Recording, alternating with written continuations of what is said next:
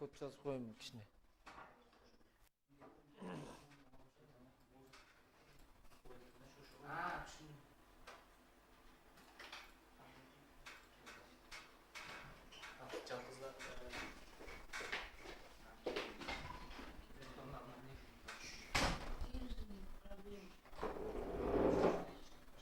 Sağ ol Saru.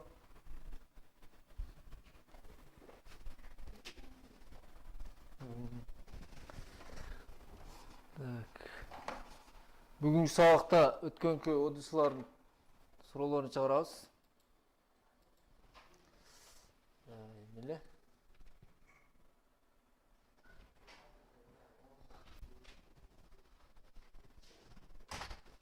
Так, өткөнкү одусларда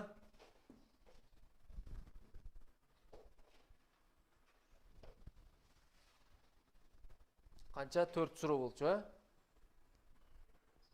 Так.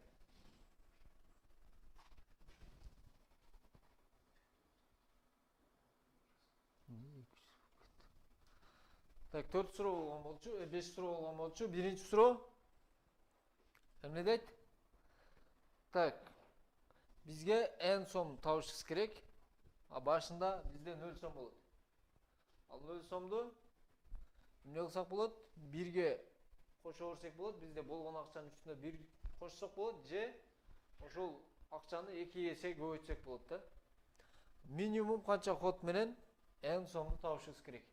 Мисалы 5 сомду кантип табат? Биринчи эгерде 0ду 2ге көбөйтсөң 0 болуп тура берет да.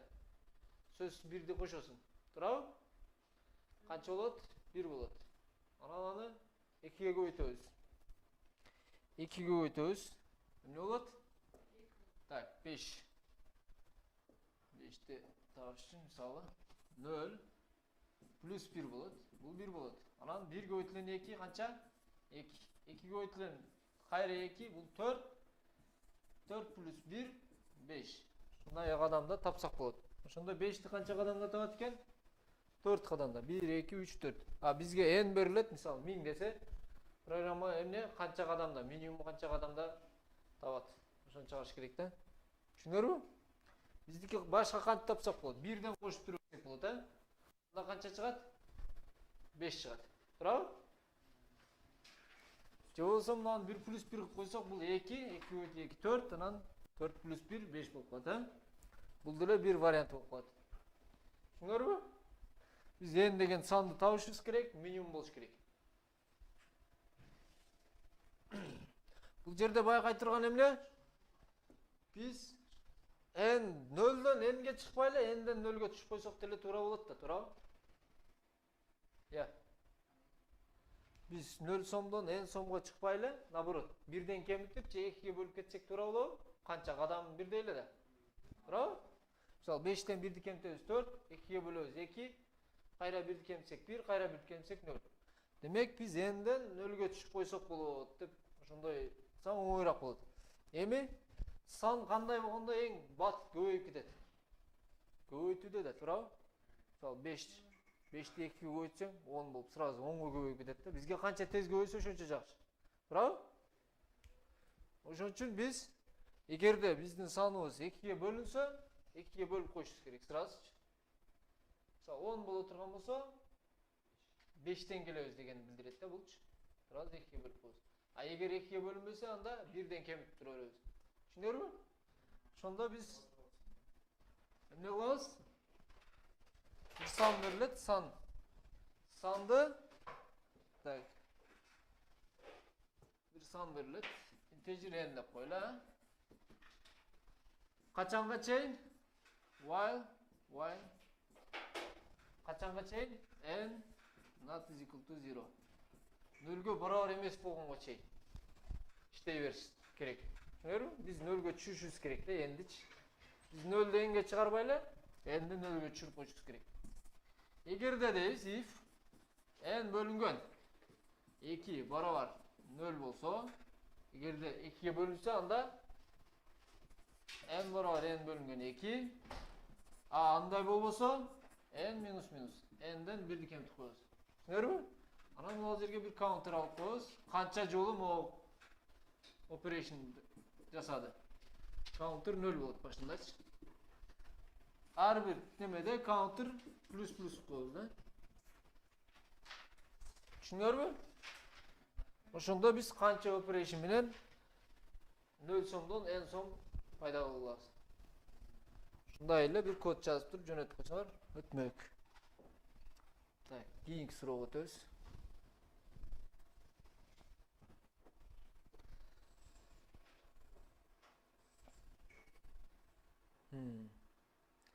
Бизге n деген сан берилет.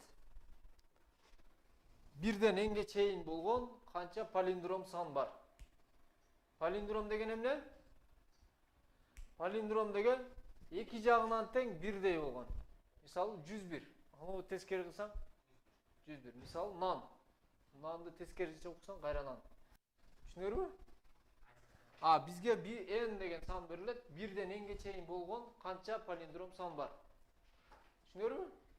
Мисалы 11 деп берилсе, 1ден 11ге чейин канча бар? 1, 2, 3, 4, 5, 6, 7, 8, 9 бар. 10 кирет? Кирбейт. 11 кирет. Демек 10 сан болуп калат. Түшүнүңөрбү? Бизге n деген бир сан берилет, ошону палиндромбу же палиндром эмеспи, ошону табышыбыз керек да.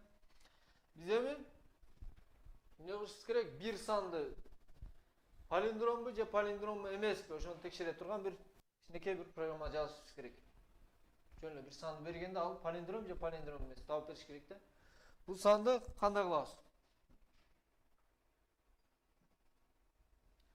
Так. Мисалы 3, 4, 1 болсун. Бул палиндромбу же эмеспи дегенчи. Бул санды мындай аударып туруп, экөөнү текшерип коюшубуз керек. Түшүнүңөрбү? Бизде эмне мод деген нерсе бар да. Калдык. Эң акыркы цифрасын кантип алабыз? 10го бөлсөң калдыгы канча калат? Түшүнүңөрбү? Ошону аударып коюшубуз керек. Мисалы 12341ди кантип аударып коебуз? N деп койлу, n барабар ушундай деп койлу мисалычы. While бул n not is equal to 0. Качан 0ге барабар болбой калган чейин эң акыркы цифраларын алып 10го көбөйтүп кете беребиз. Мына эң акыркы цифрасын алсак канча болот? 1 болот. Туурабы? 10го кийинкисинде бул 4 болот. Буну 10го көбөйтсөк 10 болот. 4 кошуп коебуз 14 болот. Түшүнүңөрбү? Кийинкисинде 14'ті 10'a көбөйтөбүз 140, 3'tü кошуп коебуз 143 болуп калат. Кайра 143'тü 10'a көбөйтөбүз канча болот? 1430 плюс 2'ni кошобуз 1432. Кайра 10'a көбөйтөбүз канча? 14320 плюс 1'ди кошуп коебуз 14321 болуп калды. Эми n 0ге барар болуп калды. Бияка чейин келип калды да. Түшүнүңөрбү? Ошондо 14321 менен могу экөөнү салыштырып коебуз. Экөө барар болсо, демек бул палиндром болуп калат да. Түшүнүңөрбү? Так, мисалы x барабар 0 деп коелу башындачы. Түшүнүңөрбү? Так, эмне кылабыз? X барабар x көбөйтүлгөн 10, ушул санды 10го көбөйтөбүз плюс могу сандын эң акыркы цифрасын кошобуз. Биринчи x 0'ды 10го көбөйтсөк 0 болуп тура берет да. Анан n mod 10. Mod деген калдык деген. N'ди 10го бөлгөндө калдык канча калса ошону кылып коет. Ошондо 1 болуп калат да. Туурабы? Анан n барабар n бөлүнгөн 10. Бул эң акыркы цифрасын өчүрүп коюшубуз керек. N'ди 10го бөлүп койсоң канча болуп калат? 1234,1 болуп калат дагы. Бул интежер бүтүн сан болгон үчүн точкадан кийин албай коет. Түшүнүңөрбү? Кайра келет, n 0ге барар эмеспи? Анда 1'ди 10го көбөйтөт 10 болду. Плюс бунун эң акыркы цифрасы уже 4 болуп калды. 4'тү кошот 14. Буну 10го бөлүп коет 123 калды. 0ге барар эмес, анда кайра келет. 14'тү 10го көбөйтөт 140 плюс 3 143. Ушинтип качан n 0ге барар чейин иштейт да. Түшүнүңөрбү? If дейбиз, анан кийин n барабар x болсо, анда counter барабар counter плюс 1. Демек бизде дагы бир палиндром болду дегенди билдирет да. Түшүнүңөрбү? Я. Эми ар бир санды n-ге барабарлап коебуз. Мындай коебуз. For i barobar 1'den i misалы biz m dep koyup berki sandyç i plus plus i barobar n barobar emne deysiz bu jerde i dep koyuyoruz. Düşünüyoruz? N'ge 1 de beret, salıştırat. Egerde barobar bolsa counter plus plus koyuyor. Bunun içinde aylan bu yakta salıştırat. 2'ni beret, 3'tü beret. Kaçan biz m degen san girgicek. 100 desek 100 geçen polny sanlar tekşiret. Counter'ı koşa öğret. Anan keyin en ayağında shout counter degen san çarp koyuyoruz. Counter kança bolot. Counter başında 0 bolot, ha? Boş kılıp koyuyorsun. Oşonu unutpaş kerek. Düşünüyoruz? Da keyinki surowga.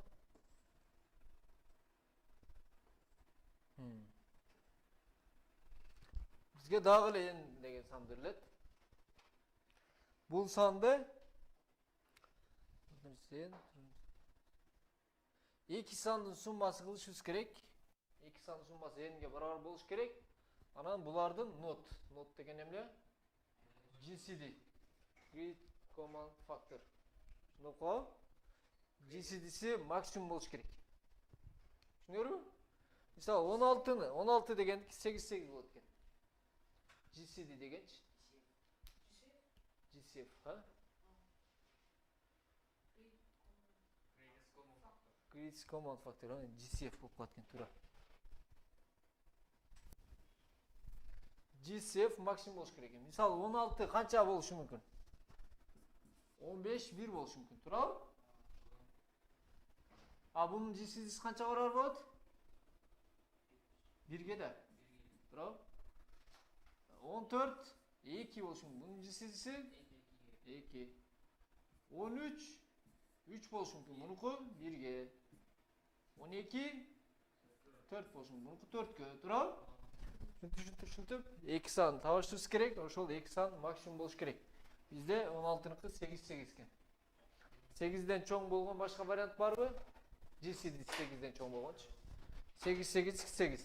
Туурабы? Мисалы 15тики 5 10 экен. Экөөнүн GCD'si канчага барабар? 5ке барабар. А башка 15тин GCD'si 5 менен 10дон чоң болгон таба алабызбы? Таба албайбыз, а? Туурабы? Демек буну эмне кылабыз?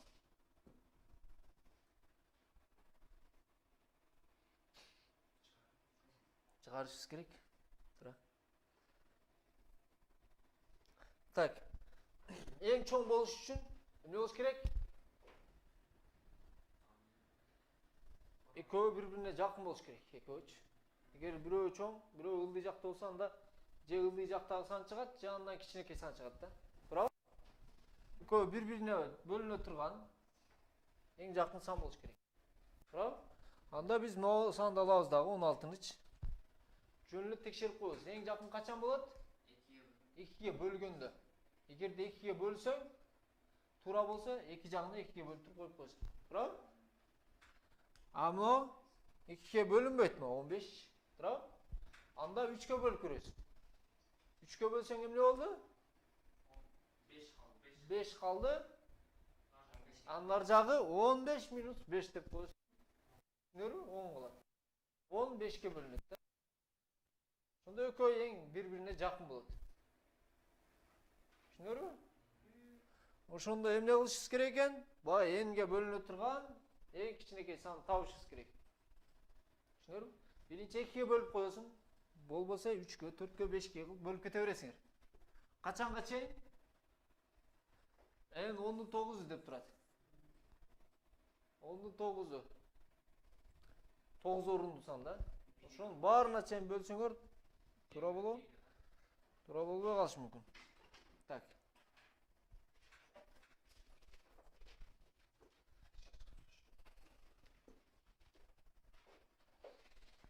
Эмне кылдык? N деген сан келди, а? Integer n деп коелу. Так, сейнен. For деген одан баштап иштей бер деген да. Түшүнөрбү? I барабар 2ден баштап I n'ге чейин I++. Биз эң жакшы 2ге бөлүп койгону жакшы да баягы сандычы. Анан болбосо i плюс плюс деген бирден кошуп кетет, а?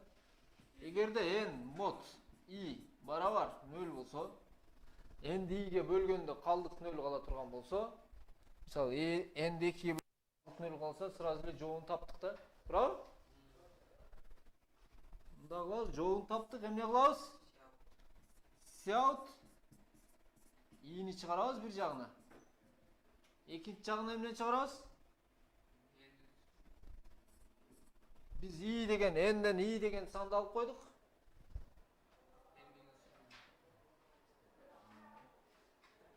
Жок. N бөлүнгөн i'ни чыгарабыз. Туурабы? Бөлүп чыгарабыз да. Bir жагына n минус n бөлүнгөн i'ни чыгарып коебуз да, калганы. Туурабы? Общий саныбыз n болсо, biz n бөлүнгөн i'ни бул жакка чыгарсак, калганын буну чыгарышыбыз керек. Чыгарып туруп, эмне кылабыз? Return 0. Return 0 деген программаны ушул жерде бүтүрүп кой деген. Бизге биринчи жообун тапсак эле чыгып кетет да. Туурабы? Эгерде 2ге бөлүнбөсө i плюс плюс 3 болот. 3ке бөлүнбөсө 4, 5 качан бөлүнгө кете берет. Качан бөлүнөт? Эң жаман вариантта i n'ге барабар болгондо n'ге бөлүнөт. Ошондо чыгып кетет. Түшүнүңөрбү? Так.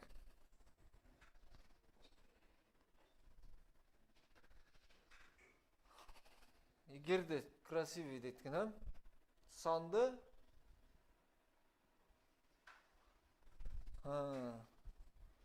красивый сан деп эмне айтат экенбиз?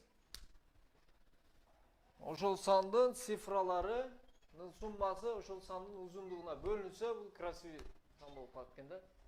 Сулуу сан депчи. Мисалы 20. 20нын цифраларынын суммасы эмне болот? 2 плюс 0 барабар 2. Бунун цифранын узундугу канча? 2. 2 2ге бөлүнөт. Туурабы? Анда бул красивый. Ошондо бизге n берилет. N'инчи красивый санды табышыбыз керек экен да. Түшүнүңөрбү? Бизде 1, 2, 3, 4, 5, 6, 7, 8, 9. Булар баары 1ге бөлүнөт. 1 орунлуу сандар да. Туурабы? 9га чейин өздөрү эле болот. 10 болсо эмне болот? 1. 1 2ге бөлүнөбү? Так бөлүнбөйт. Туурабы? Так, 11. 11дин суммасы канча болот? 2. Бөлүнөт. Бизде 10 сан болду да. 12 3 болот, бөлүнбөй калат. 13 4 болот, 2ге бөлүнөт. 14 5 болот, бөлүнбөйт. 15 бөлүнөт. 16 жуп сандар бөлүнөт, бирок 3 орунду болгондо 3кө бөлүнүш керек да. Мисалы 100 101 болсо жуп сан болуп калат, бул бөлүнбөйт. Түшүнүңөрбү? Ошондо биз 15 десе 15-чи санды табышыбыз керек да. Биз 10го чейин 10дор болот, уже нарсалары 13. Так, 13 11 болот, туурабы? 11-чиси 13 болот. 12-чиси 15 болот. 13-чиси 17 болот. 14-чиси 19 болот. 15-чиси 20 болот экен. Түшүнүңөрбү? 15 десе 20 деп чыгарып коюшубуз керек да. Так. Эмне кылабыз? While. Качанга чейин иштей бериш керек программа. While деген ушул шарт аткарылса иштей бер деген да. Биз integer n деп койла. N'ди окуйбуз, сандычы. Любой сан кириши мүмкүн. While дагы бир counter деген алып коелу жерге. Counter. Ошондой сандарды эсептеп турсун. Башында counter барабар 0 болот. Түшүнүңөрбү? While n not is equal to counter. Эгерде n counterге барабар эмес болсо иштей бер деген да. Түшүнүңөрбү? Анан кийин биз i барабар 1 деп коелу, 1ден баштайлы да. Так, эми буну эмне кылабыз? Канча орундуу экенин эсептей турган, анан кийин цифралардын суммасын эсептей турган. Эки нерсе. Integer эмне деп коелу? Орундуусу. X орунду болсун, а? Анан бул 0 болуп турсун. Анан кийин sum 0. Анан integer t барабар i деп коелу. Эми t канча орунду, анан цифрасынын суммасы канча? Ошону табабыз. While цифрасынын суммасын канча табабыз? Баягындагы эле эң акыркы санын кошуп алабыз да 10го бөлүп кое беребиз. Түшүнөрбү? Анан ошон канча жолу 10го бөлсөң, ошончо орунду сан болуп калат да. Туурабы? Мисалы 101 болсо, 3 жолу бөлөсүң 0га чыгып калат. 3 орунду болуп калат да. Так, t not equal to 0. 0ге барабар эмес болуп калып чейин дейбиз.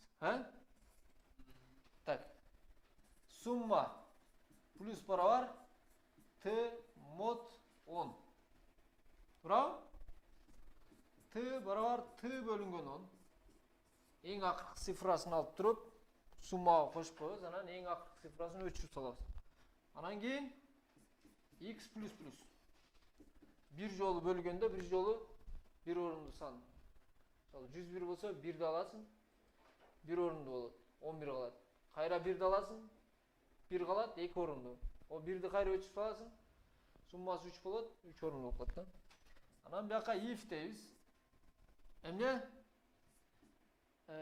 Канча орунду? Сумма mod x барабар 0 болсо, калдык 0 калса, демек бөлүнөт. Анда эмне деп коебуз? Counter плюс плюс деп коебуз дагы. I плюс плюс деп туруп, i'ни 1ге көбөйтүп коебуз. Анан бул программа качан n'ге counter барабар болуп калганда, демек cout i'ни чыгарып коебуз. Түшүнүңөрбү?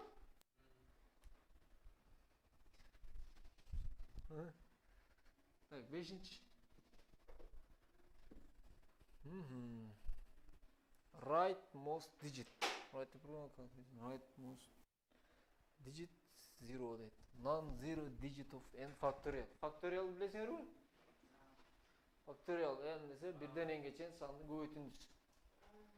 Анын эң акыркы цифрасын чыгарышыбыз керек экен. Бирок 0 болбогон эң акыркычы. Түшүнөрбү? Мисалы 7 десе 7 факториал канча болот?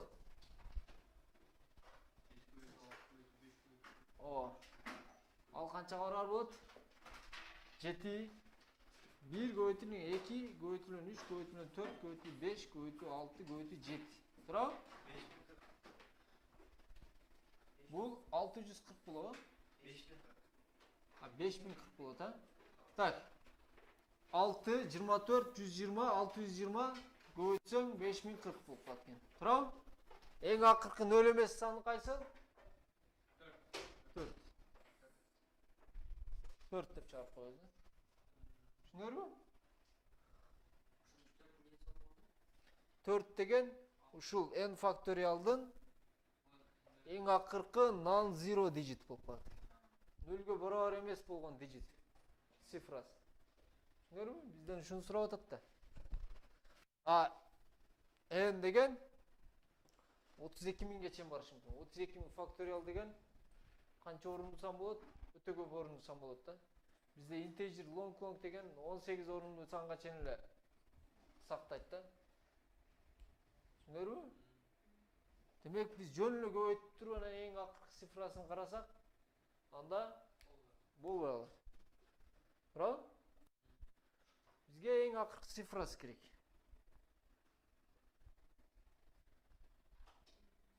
Эң акыркы цифрасы керек. Мынаяктары мисалы 5040-тын 50 деген жери кереги жок да бизге. Туурабы? Эң акыркы цифрасын алып турсак болду да. Анда эмне деп койсок болот? Санды көбөйтүп турабыз. Анан эң акыркы санын алып калабыз да. 0ге барабар эмес болсо, баягы көбөйтүлгөн санды бөлө беребиз, мисалы. Канча? 1 көбөйтүл 2 көбөйтүл 1ге 2-ни көбөйтсөк 2 чыгат. 2-ни алып турабыз азырынчачы. Анан 3ке көбөйтсөк 6, 6 эң акыркы 1 орунду эле цифра да. 4ке көбөйтөбүз 24. Мунун 4-үнү алып турабыз азырынчачы. Буну 5ке көбөйтөбүз канча? 20 болуп калды да, туурабы? 20 болуп калды да. 20-ны мына 0-ны өчүрүп коебуз. 2 калып калат. Кайрачы. 2-ни 6-га көбөйтөбүз. 12. Буну 2-ни алып коебуз. Буну 7-ге көбөйтөбүз. 14. 4-ны алып коебуз. Түшүнөрбү? Ушундай кылсак, мындай кичине туурага жакыныраак болот, бирок туура эмес болуп калат да.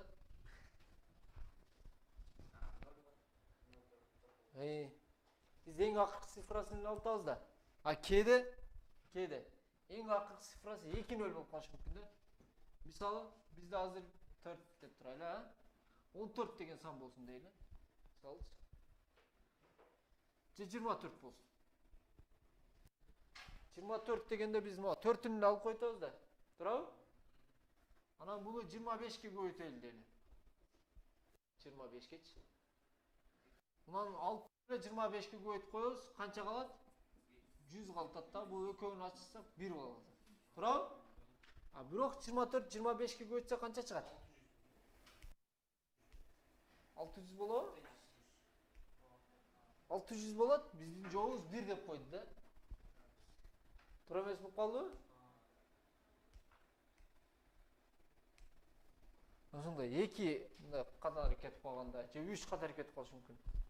3-нү өлч, мисалы 125 көбөйтүлгөн 8 десең, бул 1000 болуп калат. 3 орунду 3 бияктагы керек болуп калышы мүмкүн баягынычы. Түшүнөрбү? Ошол проблема болбош үчүн нөлдөр мындай жылып кетиши мүмкүн дагы. Эме болуп калат да. Качан 0 болот?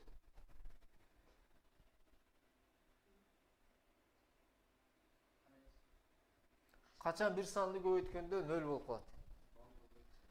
10го көбөйтсө. 10 деген эмне? 2 көбөйтүлгөн 5. Түшүнөрбү? 10 деген 2 көбөйтүлгөн 5. А качан 2 0 болуп калат? 10 көбөйтүлгөн 10, а? Бул деген 2 көбөйтүлгөн 2 көбөйтүлгөн 5 көбөйтүлгөн 5 көбөйтүлгөн. 5тен 2, 2ден 2 болгондочу. Түшүнөрбү? 5тен канча бар, 2ден канча бар. Ошону эсептеп коебуз. Булар ар дайым 1ге барар болуп тура берет, мисалы. 1ден 5ке чейин канча 5тен 1 бар, 2ден канча бар, 3 бар. Турабы? А 5 менен 2лерди мындай кенсел кылып койсок боло береби? Себеби экөөнү көйсөк 10 болуп тура берет, акыркысына 0 кошулуп тура берет. Анан алып койсок болот да. Эң акыркы орундагычы. А калганын баягындай эле көбөйтүп эле жөн эле алып кое беребиз. Түшүнөрбү? Ошондо биз 2лер менен 5терди мындай кыскартып салабыз. 2ден эң аягында 2ден канча калып калышы мүмкүн да. Түшүнөрбү? А 25 дегенде канча? 2 5 бар. 5 көбөйтүлгөн 5. Түшүнөрбү? 16 дегенде 8 неме болот. Ошондо биз эмне кылабыз? Bir санда 5тер менен 2лердин санын эсептеп алабыз. Калганын жөнөкөй жөн эле бөлүп кете беребиз да. Түшүнөрбү? Integer n деп койлу, counter 0. Endi киргиздик. Качан? For i барабар 1ден баштайбыз. I n'ге чейин ар бир санды көбөйтүп чыгабыз. Туурабы? I плюс деген 1, кийин 2 болот, 3 болот, айлана берет. Так, мында жабып койлу. Эми ушул n деген санда, мисалы 100 дегенде канча 5 бар, канча 2 бар. Ошону эсептешибиз керек. Анан жөн эле prime factorization кылып беребиз, жөнөкөй элечи. Так. X барабар y деп койлу. Биз x'ти бөлүп берсек, y өзгөрүп кетиши мүмкүн да. Ошон үчүн x'га y'ды барабарлап турабыз, y орундай кала берет, x бөлүнөт. While x mod 2 барабар 0 болсо иштей бер дейбиз. Качан 2ге бөлүнбөй калгы чейин. Мисалы 100дү 2ге бөлөбүз, 50 калат. Кайра 2ге бөлөбүз, 25 уже бөлүнбөйт. Демек 2ден 2 бар экен дегенди билдирет да, алчы. Түшүнөрбү? 16 болсо 2ге бөлөсүң 8, кайра 2ге бөлөсүң 4, кайра 2ге бөлөсүң 1. 1. Демек 2ден 4 бар экен. Түшүнөрбү? 2лердин саны. Так, анда x барабар x бөлүнгөн 2 counter плюс. Ошол санда канча бар? 2денчи. Анан эми 5терди эсептеп коебуз. Кайрач. Мисалы 100дү 2ге бөлсөң 25 калды да, туурабы? While x mod 5 барабар 0га чейин иштей бер дейсиңер. 0 болсо иштей бер дейсиңер. Болбосо чыгып кетиш керек. X барабар x бөлүнгөн 5. 5ке бөлүп коебуз. Counter минус минус. Экөө cancel болуп кетет да. 1 2 менен 1 5. Экөө 10 болуп кетет. Түшүнөрбү? А плюс плюс деген көбөйтө берет. Ушунча 2 бар. Мисалы сенде 8 2 5 2 бар. Мисалы 1 5 бар болсо анда сен 1 5 менен 1 2 cancel болуп кетет, 4 калып калат да. Түшүнөрбү? Counter'ды кошо беребиз, counter кемите берет 5ке бөлүнсөчү. Анан бул жерде result барабар 1 деп коелу. Result барабар result көбөйтүлгөн x. 2ге дагы 5ке дагы бөлүнбөй калган. Анан mod 10. Эң акыркы цифрасын алып коебуз. Результат x-га бөлүнүп туруп эң акырында экөөнө тең бөлүнбөй бир сан калып калат да. Мисалы 3, 7 деген сандарчы. Көбөйтө беребиз, эң акыркы цифрасын алып тура беребиз. Эч качан өлө болбойт.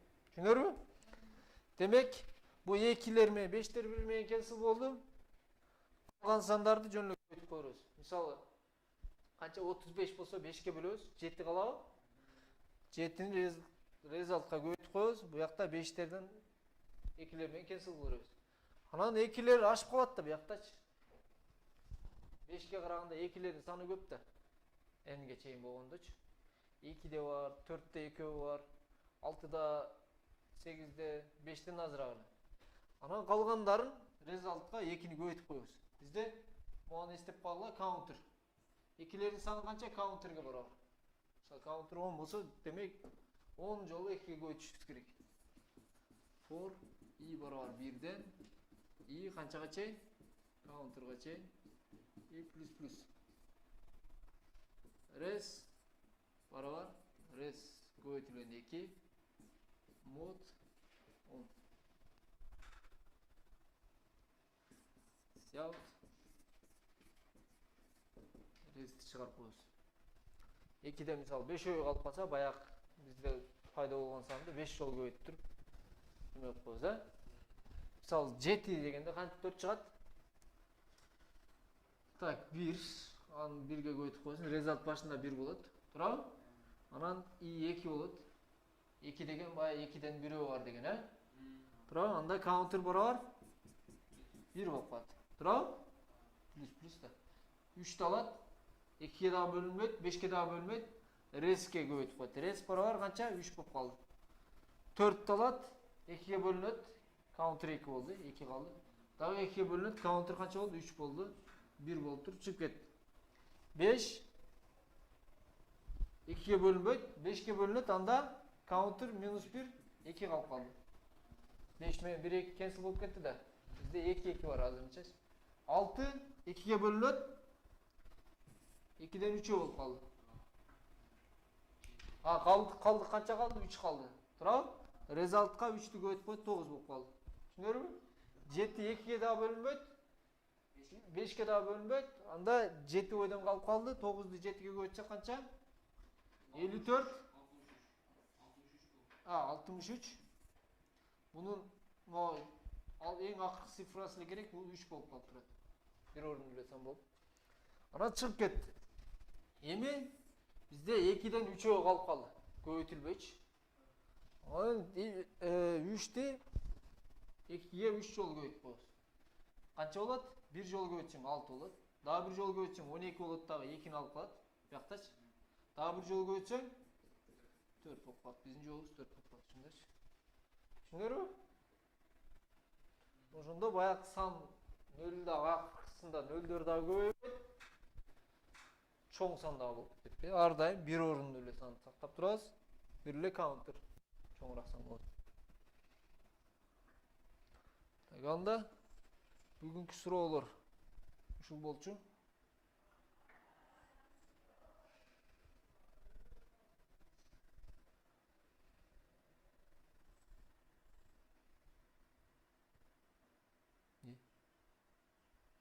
Кирбейт кой. Суроо барбы бүгүнкү суроолор боюнча? Түшүндүңөрбү? Эч ким жок окшойт да bu жакта. Bu жакта жүрөт мышка.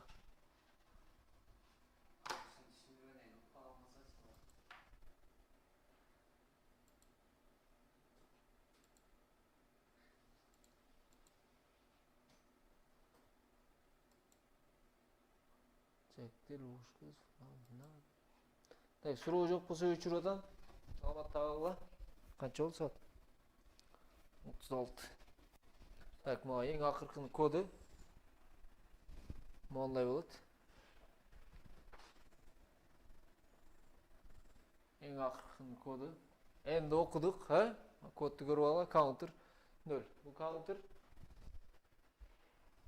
2 менен 5-тердин санын эсептеп турат. Результат 1 деп турасың да. Башындачы 0 деп койсоң, 0ды любой санга көчсөң 0 болуп тура берет да. 0 болуп калбаш. А, И, С. Энди окудук. S деген баягы сан, X дегенчи. Эгерде 2ге бөлүнсө, эмне S'ти 2ге бөлүп коебуз, counter плюс дейбиз. Качан бөлүнмөй калган чейин? 5ке бөлүнсө, 5ке бөлөбүз, counter минус. Качан бөлүнмөй калган чейин? Анан результатка S канча калып калса, ошону көбөйтүп 10го бөлүп коебуз. Мод кылып туруп калдыгын алып калабыз биз. Түшүндүңөрбү? Ошентип эңге чейин полный сандарды ошентип чыгабыз. Эң аягында counter 2ден канча калып калды? Ошону резти эмне кылып атабыз? 2ге көбөйтүп 10го мод кылып ошончо жолу айланып койтат да. Түшүндүңөрбү? Анан результат чыгарып коебуз. Ошондой. Анда бүгүнкү сабак бүттү. Yes. Болду окшойт да? Кимдер турат?